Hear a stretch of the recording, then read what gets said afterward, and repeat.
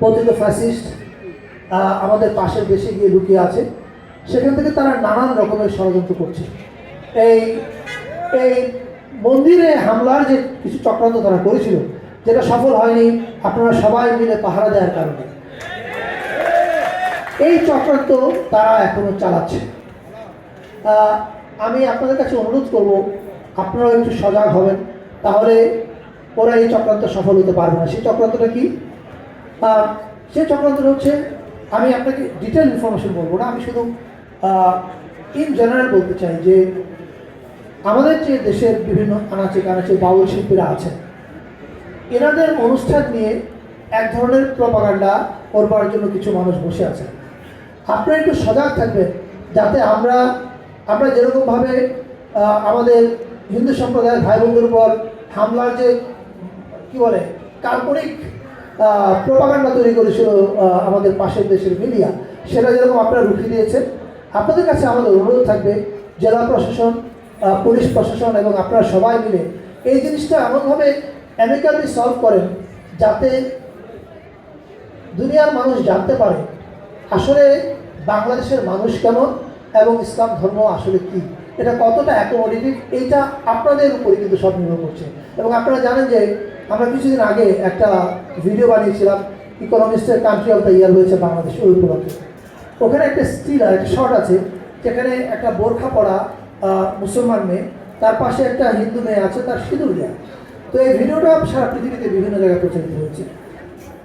দেশের বাইরে থেকে আমার যত বন্ধুবান্ধব আছে বিভিন্ন দেশে, তারা প্রত্যেকেই এটা নিয়ে প্রশংসা করে লিখেছে এবং পার্টিকুলারলি ওই শর্টটা কথা বলেছে আমরা তো এখানে প্রপাগান্ডা শুনেছি অন্যরকম, কিন্তু প্রপাগান্ডা কাদের কাছ থেকে শুনেছে এটা বুঝতে পারছেন আমাদের পাশের দেশে। কিন্তু এই ভিডিওটা দেখার পরে ওরা আমাকে বলেছে যে আমরা গুজবাম্প পেয়েছি, মানে আমাদের গায়ের লোক খাড়া হয়ে গেছে যে সম্প্রীতির এই উদাহরণটা দেখে। আপনাদের কাছে আমার অনুরোধ থাকবে যে আপনারা এখন দেশটা গড়ার দায়িত্ব আপনাদের সবার, আমাদের সবার।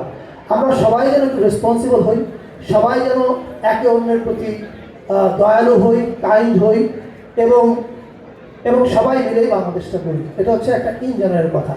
এবার এটার সঙ্গে সংস্কৃতির কথা আমি বলতে চাই। আপনারা জানেন যে যে কোনো বড় রাজনৈতিক ঘটনা আসলে একটা সাংস্কৃতিক ঘটনার বহিঃপ্রকাশ।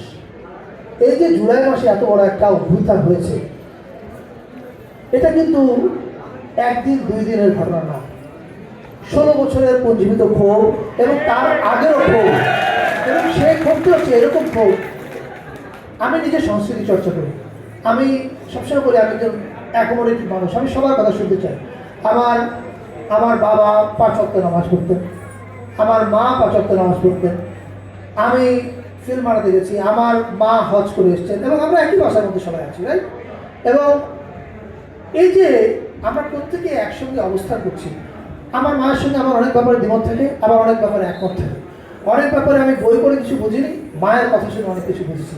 আমাদের প্রত্যেকটা বাংলাদেশের পরিবারে কিন্তু এরকম, একই পরিবারে কিন্তু বিএনপি আছে, জামাত আছে, নানান রকমের মানুষ আছে। কিন্তু আপনি খেয়াল করলে দেখবেন বাঙালি জাতীয়তাবাদ নামে একটা জিনিসকে আমাদের সামনে এমনভাবে হাজির করা হয়েছে, যেটা দিয়ে আমরা জাতিটাকে দুই ভাগ করেছি, এবং এই দুই ভাগ করার ফলে জাতির ভিতরে একটা ক্ষোভ তৈরি হয়েছে।